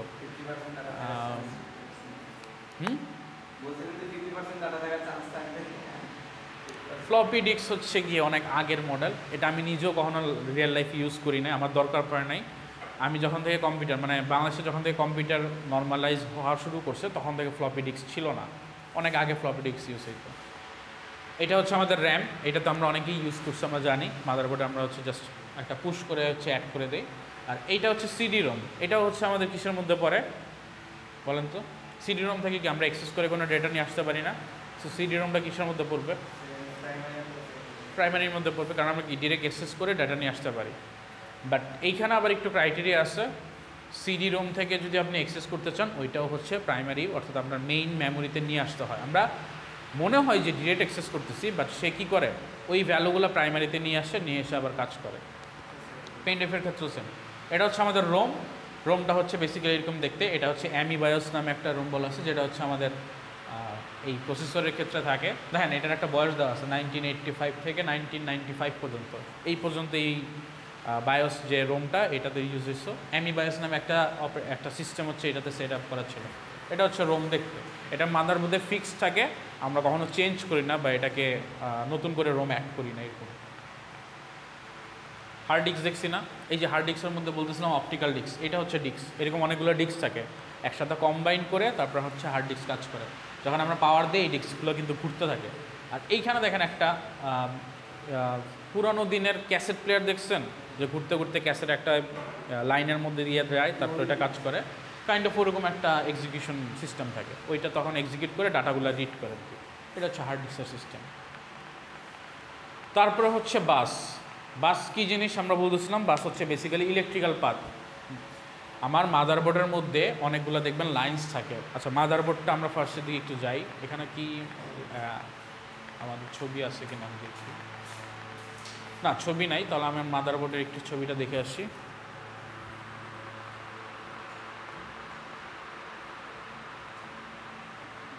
এই যে মাদারবোর্ডের ছবি দেখতেছেন, এইখানে দেখেন সাদা কিছু লাইন দেখতেছেন না, ছোট ছোট। তারপরে হচ্ছে এইখানে কিছু লাইন্স দেখতেছেন, এইরকম লাইন্স আছে। এই কম্পোনেন্টসগুলো থেকে প্রতিটা থেকে কিছু কিছু লাইন বেরোচ্ছে, এই সবগুলোকে আমরা বলি হচ্ছে বাস। সো এই বাসগুলোর তিনটা ভ্যারিয়েশন আছে, এক একটা বাস এক একটা কাজ করে, ওইগুলাই হচ্ছে আমরা পড়ব। সো এই লাইন্সগুলোকে হচ্ছে বেসিক্যালি ইলেকট্রিক্যাল পাথ। যখনই হচ্ছে মাদারবোর্ড কানেকশন পায় তখন সে কাজ করা শুরু করে। এইটা কাইন্ড অফ হচ্ছে আমরা হাইওয়ে রাস্তার মতো মনে করতে পারি, যে একটা হাইওয়ের সাথে অনেকগুলো হাইওয়ে কানেক্টেড থাকে এরকম। এই জিনিসটা একটা এক্সাম্পল দেওয়া হচ্ছে।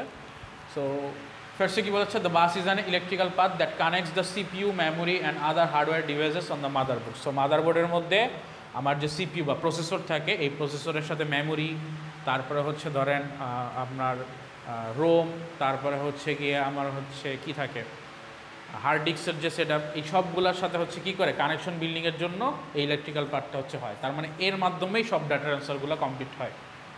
প্রতিটা লাইন যে আছে, এই যে আমরা দেখলাম একটু আগে, যে প্রতিটা লাইন, এক একটা লাইন হায়েস্ট 1 বিট করে ডাটা হচ্ছে ট্রান্সফার করতে পারে। আমাদের প্রসেসরে মাদারবোর্ডের যে লাইন্সগুলো আছে প্রতিটা হচ্ছে 1 বিট করে ডাটা ট্রান্সফার করতে পারে। তার মানে 8টা যদি ওয়্যার থাকে, অর্থাৎ 8টা যদি লাইন থাকে, তার মানে কি 8 বিট ডাটা সে একসাথে হচ্ছে পাস করতে পারে। আর 8 বিট মানে কি 1 বাইট। সো এটাই বলতেছে যে which is the full byte. তার মানে হচ্ছে 16 বিট ডেটা যদি পাস করে 2 বাইট ডাটা পাস করবে, 32 বিট হলে 4 বাইট, মানে 8 bits equal to 1 byte. So এটাকে বাইট হিসেবে জাস্ট কনভার্ট করে বলছে, আর কিছুই না। আর নিউয়ার যে মডেলগুলো আছে, এই নিউয়ার মডেলগুলো কি 64 বিট থাকে, আর এইটাকে 8 বাইট বলতেছি। এখন আসি, আমরা যে কম্পিউটার মানে কাজ করি, তখন অ্যাপ্লিকেশনগুলো ইনস্টল করি না। অ্যাপ্লিকেশনে কী থাকে 32 বিটস, 64 বিটের অ্যাপ্লিকেশন। এই অ্যাপ্লিকেশনের এই বিটসগুলাই বেসিক্যালি আপনার কম্পিউটার আর্কিটেকচারের উপর ডিপেন্ডস করতেছে। সো ওই 64 বিটসের এখন আমাদের কম্পিউটার সবগুলো হয়ে গেছে। আমরা ছোটো থাকতে 32 বিটস ইউজ করছি। সো ওইখানে যে সিস্টেমটা, ওই আর্কিটেকচারটা হচ্ছে এরকম 32টা ওয়্যার থাকে। 32 বিটসের যেটা এরকম করে 32টা ওয়্যার থাকে, একবারে সে 32 বিট ডেটা হচ্ছে ট্রান্সফার করতে পারে। সো 32 বিটস ডেটা যখন ট্রান্সফার করতে পারে, আমি ওই অ্যাপ্লিকেশনটা ডাউনলোড করে ইনস্টল করি, সে কি ডেটা ট্রান্সফার করে 32 বিটসের। এই কারণে 64 বিটসের অ্যাপ্লিকেশন যদি আমি 32 বিটসের আমার আর্কিটেকচার বা কম্পিউটারে কাজ করাইতে চাই, দেখবেন কাজ হবে না। কারণ কি, যেই অ্যাপ্লিকেশনটা 64 বিটস আর্কিটেকচারে বিল্ড হয়েছে, তার কি একসাথে 64 বিট ডেটা পাস করার মতো ক্ষমতা থাকতে হবে। অর্থাৎ এরকম আর্কিটেকচার তার দরকার, যে একসাথে 64 বিট ডেটা পাস করবে 64 বিট ওয়্যার দিয়ে। বাট সে এখানে পাচ্ছে কি 32 বিটস, তখন সে কাজ করতে পারে না। সো এইটার সাথে ওইটাই কিন্তু কানেক্টেড। 32 বিটস মানে হচ্ছে একসাথে 32 বিটস ডেটা সে ট্রান্সফার করতে পারে, আর 64 বিট মানে হচ্ছে একসাথে 64 বিটস ট্রান্সফার করতে পারে। এই জন্যই অ্যাপ্লিকেশনগুলো ডিফারেন্ট হয়। নিউয়ার মডেলগুলোতে 64 বিটস কাজ করতে পারে, হয়তো সামনে আমরা 128 বিটসও দেখতে পারবো, হয়তো আশা করি। 80, হ্যাঁ, ওই যে রিসেন্টলি যে ইয়েটা দেখলাম, ওই যে AMDর প্রসেসর, তারা ক্লেম করতেছে 128 বিটসের তারা করতে পারছে। আমি যে রিসেন্টলি একটা ইয়েতে দেখছিলাম, একটা মহিলা হচ্ছে প্রেজেন্টেশন দিচ্ছিল, যদি আমি ফুল ভিডিও দেখি নাই, জাস্ট রিলসটা দেখলাম, ওইখানে বলতেছিল যে 128 বিটসের প্রসেসর তারা হচ্ছে ডেভেলপ করছে, তারা ক্লেম করতেছে। এটা এখনও বাজারজাত করে নাই বা প্রোডাকশনে আসে নাই, বাট তারা রিসার্চ বেজে এটা প্রপোজ করছে। হয়তো তখন এই 32 বিটস ছিল, এটা 64 আসছে, এখন হয়তো 64 থেকে 128-এ চলে যেতে পারে প্রসেসরগুলো। সো তখন কী হবে, একসাথে 128 বিটসের ডেটা পাস হইতে পারে, তখন প্রসেসর আরও ফাস্ট হয়ে যাবে, আমার পিসি আরও ফাস্ট হয়ে যাবে, আমার কাছে আরও ভালো লাগবে। এগুলো হচ্ছে এই ওয়্যারগুলো বোঝাচ্ছে 16 বিট বাস, 32 বিট বাস, আর হচ্ছে 64 বিট। আর এই যে ওয়্যারগুলো, এগুলো হচ্ছে প্যারালালি থাকবে। প্যারালালি কি, সমান্তরালভাবে। সিরিজে থাকলে কি একটার পর একটা থাকতো, এটা হয়তো এটা শেষ হইতো, তারপরে এটার পরে এটা শুরু হইতো, এটা হচ্ছে সিরিজ। আর প্যারালালি কি, একটা উপরে তার নিচে এরকম করে থাকবে। প্যারালাল কিছু হচ্ছে লাইন্স থাকে, এগুলো হচ্ছে আমরা বাস বলি। সো এইখানে হচ্ছে কীভাবে বাসগুলো কানেক্টেড এটা বলছে, এই লাইন্সগুলো সবই বাস। কী কী বাস আছে এটা হচ্ছে আমরা একটু পরে পড়বো। আর মেমোরি ডেটা সিস্টেমটা বলে যাচ্ছে, এটা মেমোরির ভিতরে, এটা ইগনোর করলেও চলবে। আচ্ছা, এখন হচ্ছে আমাদের 3টা বাস আছে, এই বাসগুলো পড়লেই মোটামুটি আমাদের আজকের ক্লাস শেষ। বাসগুলো কী কী, ইলেকট্রিক পাথ বলে ফেলছি, কিন্তু এর মধ্যে 3টা ভ্যারিয়েশন আছে। একটা হচ্ছে অ্যাড্রেস বাস, একটা হচ্ছে ডেটা বাস, আর একটা হচ্ছে কন্ট্রোল বাস। অ্যাড্রেস বাসের কাজ হচ্ছে কি, সে যতগুলো ডেটা পাস করবে এগুলো হবে একটা মেমোরির অ্যাড্রেস। অর্থাৎ আপনার মেমোরিতে ধরেন, এইখানে আমি যদি চিন্তা করি, এই মেমোরিতে কি 8 বিটের ডেটা আছে।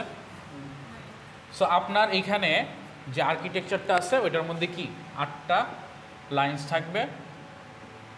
8টা লাইন্সে সে প্রতিটার জন্য ডেটা নিয়ে যাবে। ধরেন প্রথম লাইনে ডেটা আছে, এটা যদি চিন্তা করি 0, পরেরটাতে 1, তারপর 1, তারপরে 0, তারপরে হচ্ছে কি আবার 0, তারপর হচ্ছে 1, 1, 0, এরকম করে সে হচ্ছে ডেটা নিয়ে যাবে। এটার একটা লাইভ ডেমনস্ট্রেশন দেখব। তার মানে অ্যাড্রেসগুলো যেই ওয়্যার দিয়ে পাস করে বাসগুলো দিয়ে, ওইটাকে আমরা বলতেছি অ্যাড্রেস বাস।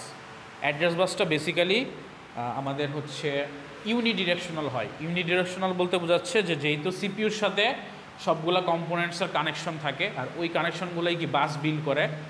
সো সিপিইউ কি করে, যে কোনো একটা যদি তার ডেটা দরকার হয়, সে একটা লোকেশন পাস করে যে আমার ওই লোকেশনে ডেটা আছে, ওইটা তুমি নিয়ে আসো।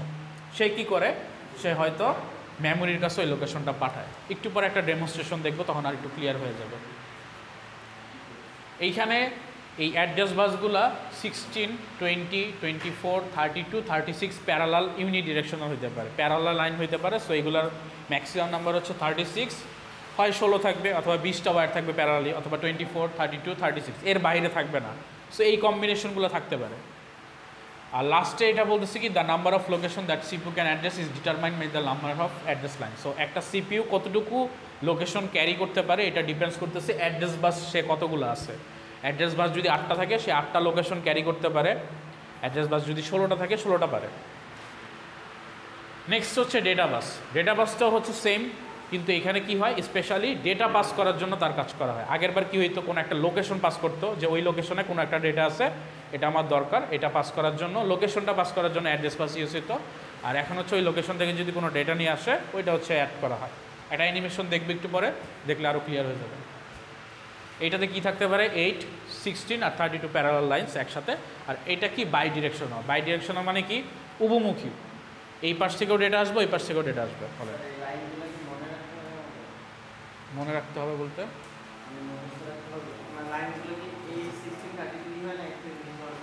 না ডেটা বাসের ক্ষেত্রে এটাই পসিবল, এর বাইরে পসিবল না। আবার অ্যাড্রেস বাসের জন্য ওইটাই পসিবল, ওই কম্বিনেশনটা, এর বাইরে পসিবল না।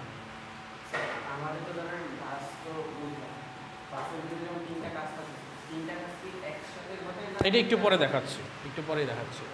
অ্যানিমেশনটা দেখেন, ফুললি কমপ্লিট করেন, তাহলেই বুঝতে পারবেন। এখন জাস্ট একটু রিডিং পড়েন যে আসলে কী হইতেছে। Many devices in the system will have the output connected to data bus, but only one device at a time will have its output enabled. So বলতেছে যে অনেকগুলা কম্পোনেন্টসই হয়তো সিপিইউর সাথে ডেটা বাসের সাথে কানেক্টেড থাকতে পারে, বাট অ্যাট এ টাইম একটা ডেটা বাসের কানেকশন কমপ্লিট হবে, একটা ডেটা বাসের কাজ করতে পারবে, এর বাইরে পারবে না।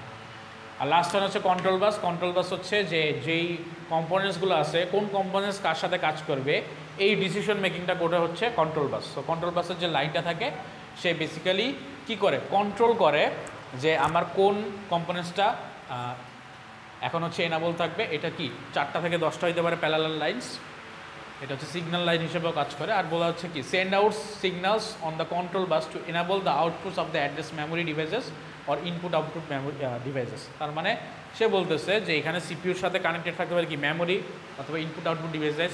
এখন কে কার সাথে কানেক্টেড, কখন কে কাজ করবে, এইটা ডিসিশন মেকিং করতেছে।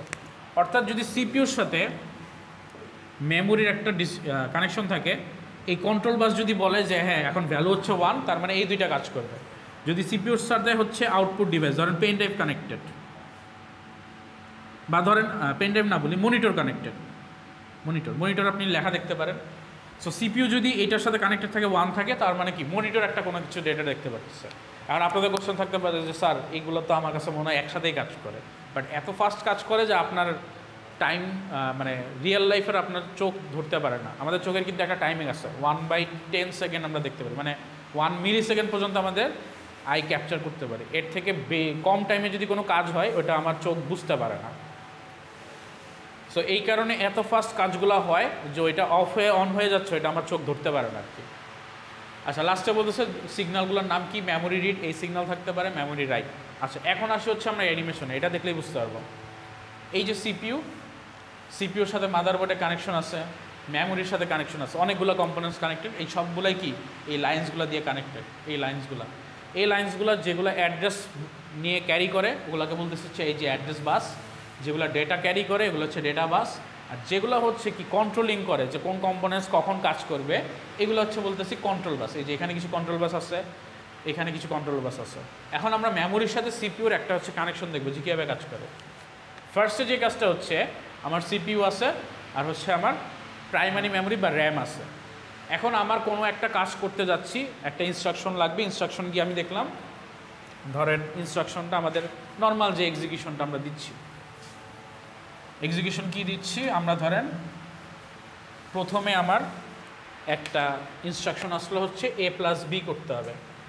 তার জন্য আমার কি দরকার, a এর ডেটা দরকার, b এর ডেটা দরকার, তারপরে আমরা অ্যাডিশন করতে পারবো, আদারওয়াইজ পারবো না। সো ফার্স্টে সিপিউর কাছে কি আসলো, এরকম একটা ইনস্ট্রাকশন আসবে। ইনস্ট্রাকশনটা কোথায় থাকবে, ওইটাও একটা মেমোরি লোকেশনে থাকবে। সো ধরেন এটা আপনার মেমোরি, এখানে প্রথম ইনস্ট্রাকশন হচ্ছে a+b করতে হবে, পরে হয়তো a রাখা আছে, পরে হয়তো b রাখা আছে। এখন এইখানে দেখেন আমাদের মেমোরির মধ্যে কতগুলো অ্যাড্রেস আছে, এই মেমোরির আবার একটা স্পেসিফিকেশন আছে যে সে কতগুলা অ্যাড্রেস বাস রাখতে পারে বা কতগুলো ডেটা বাস রাখতে পারে। সো সাধারণত আমরা ওই মেমোরিগুলোই ইউজ করি যেগুলো হচ্ছে আমার সিপিউর সাথে কানেক্টেড। এই জন্য দেখবেন DDR4 র্যাম ওই সিপিউতে কাজ করবে, মানে ওই প্রসেসরের সাথে কানেক্ট করতে পারবে। DDR5 ছাড়া এই সিপিউ মানে সাপোর্ট করবে না, এরকম কিছু ভ্যারিয়েন্স থাকে, কনস্ট্যান্ট থাকে। প্রথম যে কাজটা হচ্ছে, প্রথম আমরা হচ্ছে মেমোরির মধ্যে একটা ইনস্ট্রাকশন সার্চ করতেছি, আমার কী ইনস্ট্রাকশন কাজ করতে হবে। সো ধরেন প্রথম যে মেমোরি ইনস্ট্রাকশনটা আসলো এটা হচ্ছে এই ইনস্ট্রাকশনটা 011000001, এই ইনস্ট্রাকশনটা আমার কাছে আসলো। এখন এই ইনস্ট্রাকশন আমি দেখলাম যে ধরেন এই ইনস্ট্রাকশন আছে a+b। এখন a এর ডাটা আমার কাছে নাই, b এর ডাটা আমার কাছে নাই, এটা সার্চ করতে হবে কোথায়, মেমোরিতেই। মেমোরিতে হয়তো অন্য কোনো জায়গায় a আর b এর ডাটা থাকবে, এর বাইরে তো আর থাকা পসিবল না, কারণ আমরা যত কাজ করব, যত অপারেশন করব, সব ডেটাই থাকবে মেমোরিতে। এখন এটা আমাকে আনতে হবে, বিটা আনতে হবে। আমি এখন কি করব, এই লোকেশনে যাওয়ার ট্রাই করব। এখন আমার যে র্যাম এগুলো সাপোর্ট করে কি 8 বিট অ্যাড্রেস বাস। সো আমাকে 8 বিটের একটা লোকেশন একে দিতে হবে যে এই লোকেশনে ডেটাটা আছে। সো সিপিইউ কী করবো, ওই লোকেশনে সার্চ করবে। সিপিইউ কী করলো, এখান থেকে 8টা অ্যাড্রেস বাস আছে, অ্যাড্রেস বাসে কী করবে, সে সার্চ করবে। সার্চ করার জন্য তার কি কমান্ডটা দিতে হবে, সে এখন বাসের উপরে ইনস্ট্রাকশন দেবে। কি ইনস্ট্রাকশন, এই যে দেখেন লোকেশনটা হচ্ছে 011000001। সো এই ইনস্ট্রাকশনটা দিচ্ছে, দেখেন 011000001, এই ইনস্ট্রাকশনটা অ্যাড্রেস বাসের থ্রুতে গেল। সো সিপিইউ কী করবে, এই লোকেশনে সার্চ করবে র্যামের। সো এটা হচ্ছে ফার্স্ট কাজটা গেল, র্যামের ভিতরে গেল। র্যামের ভিতরে যেহেতু এখন কাজ করতে হবে, তাকে কি র্যামের সাথে যে কন্ট্রোল বাসটা, এটা কি এনাবল করতে হবে না, যে র্যামের সাথে আমার একটা ট্রাক্স করতে হবে, র্যাম এখন কি এনাবল করতে হবে। সো এই কন্ট্রোল বাসটা অন হয়ে গেল। আর এইখানে যে লোকেশনের র্যামে হচ্ছে সার্চ করলো, ওইখান থেকে কি সে কিছু ডেটা পেল। ধরেন এইখান থেকে সে সার্চ করে যে ডেটাটা পেলো, এটা ডেটাটা হচ্ছে 001000001, এই ডেটাটা হচ্ছে ওই লোকেশনে আছে। আমি যদি এইটার কথা চিন্তা করি, আমার হচ্ছে সিপিইউ এটা, আমি a+b করতে গেছি, a+b করতে গিয়ে দেখলাম এর ডাটা নাই। সো এর ডাটা আছে কোথায়, ধরেন এরকম একটা ভ্যালু আছে 011000001, এইটা হচ্ছে এই লোকেশনটা। এখন র্যাম সিপিইউ কী করবে, এই অ্যাড্রেস বাসের থ্রুতে এই লোকেশনটা জেনারেট করবে, 1 2 3 4 এই অ্যাড্রেস বাসের থ্রুতে লোকেশনটা জেনারেট করবে। সো সে কী করবে, 0 মানে কি, যেগুলো অফ থাকবে ওগুলোই 0, আর 1 মানে কি এনাবল থাকবে। সে কী করবে, এই লাইনটাও এনাবল করে দিবে, এই লাইনটা এনাবল করে দিবে, আর লাস্টের লাইনটা এনাবল করবে। বাকি সবগুলো যেহেতু অফ আছে, বাই ডিফল্ট ওগুলো কী থাকবে, 0। হ্যাঁ, সো এইখানে এই এনাবলগুলো আমরা হচ্ছে রেড মার্ক দিয়ে দেখাচ্ছি যে এই 3টাতে 1 আছে, মানে এনাবল করবে, আর বাকিগুলো 0। এই লোকেশনটা সে জেনারেট করতেছে। অ্যান্ড জেনারেট করার পরে এই লোকেশনটা কোথায় যাবে, মেমোরিতে ডিরেক্ট চলে যাবে সবগুলো মিলে। মেমোরিতে গেলে কী করবে, মেমোরির এই লোকেশনটা কোথায় আছে, এখানে আছে, এই ভ্যালুটাই তো তার লাগবে। সো এখান থেকে সে কীভাবে, এ তো আর নর্মালি থাকে না, আমরা কি বলছি মেমোরিতে সবসময় বাইনারি কোডের ডেটা থাকে। সো তার মানে এখানে হয়তো এ এর করসপন্ডিং যে বাইনারি ডেটা ওইটা থাকবে। বাইনারি ডেটাটা কি, ধরেন 001 তারপরে 00001, এই ডেটাটা আছে। সো 0010 এই ডেটাটা এখানে আছে। সে কী করবে, এই ডেটাটা হচ্ছে পেলো, পাওয়ার পরে সে কী করবে, যেহেতু এটা ডেটা এখন সিপিইউতে নিয়ে আসতে হবে। সো সে কী করবে, ডেটা বাসের থ্রুতে আনবে। সো এখানে 8টা ডেটা বাস আবার মেমোরির সাথে কানেক্টেড আছে। এই 8টা ডেটা বাসের থ্রুতে সে কী করবে, এই ডেটা বাসের থ্রুতে সিপিইউতে নিয়ে আসবে। সো আমরা একটু খেয়াল করি, এই যে এখানে ডেটা বাস আছে র্যামের সাথে আর সিপিইউর সাথে কানেক্টেড। কী জানতাম আমরা, খেয়াল আছে, ডেটা বাস কিন্তু বাই ডিরেকশনাল, দুইমুখী কাজ করতে পারবে, আর অ্যাড্রেস বাস কিন্তু একমুখী কাজ করবে। সো সবসময় সিপিইউ থেকে অ্যাড্রেস পাস হবে মেমোরিতে, মেমোরি থেকে কিন্তু কোনো অ্যাড্রেস সিপিইউতে যাবে না, এটা ইউনি ডিরেকশনাল, একদিকে কাজ করবে, আর ডেটাটা উভমুখী হইতে পারে। সো এই যে ডেটাটা পেলো, সে কী করলো, এই ডেটাটা পাস করে দিল। সো আমরা একটু এটার সাথে ম্যাচ করে দেখি, দেখেন 001 তারপরে কি 0000 তারপর হচ্ছে 1। সো এটা ম্যাচ করে কিন্তু সেই ডেটা বাসে জাস্ট যেগুলো 1 আছে ওগুলো হচ্ছে এনাবল করে পাস করে দিল, এই ডেটাটা সিপিইউতে চলে গেল। সিপিইউ তখন এক্সিকিউশনটা কমপ্লিট করতে পারবে। এটাই হচ্ছে আমাদের মেইন টার্গেট। এরপরে সিপিইউ যদি আরও কোনো ডেটা মেমোরিতে সেভ করতে হয়, ধরেন কোনো একটা এক্সিকিউশন কমপ্লিট করলো, এ প্লাস সি বি যে রেজাল্ট, এ প্লাস বি এর যে রেজাল্টটা আসলো, রেজাল্টটা হয়তো সে সেভ করে রাখবে। তখন সে কি করবে, এই অ্যাড্রেস বাসের থ্রুতে লোকেশন পাঠাবে যে কোন লোকেশনে সেভ করব মেমোরির, আর এই ডেটা বাসের থ্রুতে সিপিইউ থেকে ভ্যালু আবার কি করবে, র্যামে পাস করবে। বুঝতে পারছেন? সো ডেটা কিন্তু উভমুখী পাস হইতে পারে, বাট অ্যাড্রেস বাস শুধুমাত্র এক সাইডেই পাস হবে। সো এই সিপিইউ যদি কোনো কিছু স্টোর করতে চায়, সে লোকেশন পাঠিয়ে দিবে আর এখান থেকে ডেটাটা পাঠিয়ে দিবে। আর যদি কোনো কিছু নিয়ে আসতে চায়, লোকেশন পাঠিয়ে দিবে, কোন লোকেশন থেকে ডেটা নিয়ে আসতে হয় ওইটা এইভাবে নিয়ে আসবে। আর ইন দ্য মিন টাইম যেহেতু কানেকশন বিল্ডিং করে কাজ করতেছে, সো এই কন্ট্রোল বাসটা হচ্ছে এনাবল থাকবে।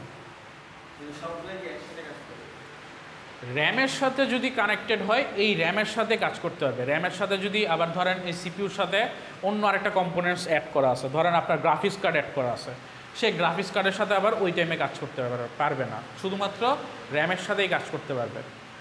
এই কারণেই হয়তো আমরা পরবর্তীতে ডেভেলপ করে মাল্টি করে চলে আসছি, তখন কি সিপিইউ ডিভাইডেড হয়ে মাল্টিপল সিপিইউ হয়ে গেছে, তখন আমরা কাজ করতে পারি। ওইটা পরের কনসেপ্ট, হয়তো আমরা পাইপলাইনিং যখন লাস্টে দেখব আমি একটু আপনাদের হিন্টস দিয়ে দিব।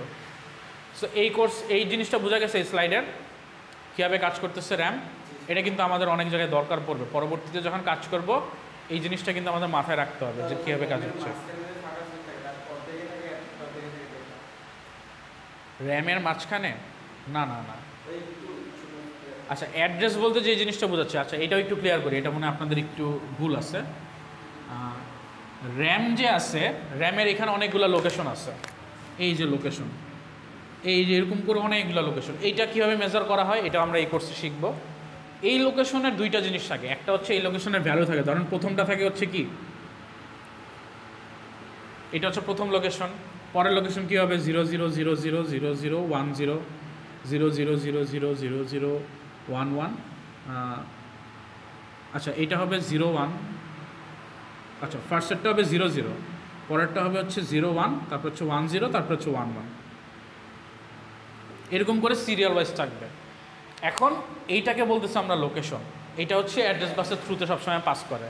আর এটার ভিতরে যে ডেটা থাকবে, এই ডেটাগুলো যে কোনো কিছু থাকতে পারে, কারণ 0011011111 এরকম থাকতে পারে, এরকম 000110, যে কোনো বাইনারি কোডের ডেটা থাকতে পারে। সো এই বাইনারি কোডের ডেটা হচ্ছে ভিতরেরগুলো। এখন আপনার কোশ্চেন হচ্ছে যে স্যার A+B ইনস্ট্রাকশন কই পাইলাম, এটা এরকম বাইনারি কোডের থাকবে, এটা নিয়ে আসবে সিপিইউ, নিয়ে এসে যখন কাজ করতে গিয়ে A দরকার হবে, B দরকার হবে, ওইটাও হচ্ছে এইখানে মেমোরি কোনো না কোনো জায়গায় সেভ থাকবে। এটা হচ্ছে মেমোরির অ্যাড্রেস, আর এটা হচ্ছে মেমোরির ডেটা। এই অ্যাড্রেসগুলো পাস করে অ্যাড্রেস বাসের থ্রুতে, আর এই ডেটাগুলো পাস করে হচ্ছে কি ডেটা বাসের থ্রুতে। হ্যাঁ ডেটা, হ্যাঁ একই জায়গায় হচ্ছে পাস করতে পারে, কিন্তু ডেটাটা ভিতরে থাকে আর লোকেশনটা হচ্ছে অ্যাড্রেসে পাস করে। এটাই। কারো কোনো কোশ্চেন আছে বুঝতে? যদি না কোশ্চেন থাকে তাহলে আজকে আমাদের লেকচার শেষ। কোশ্চেন আছে? ঠিক আছে, এটা অফ করে দেন তাহলে। বলেন।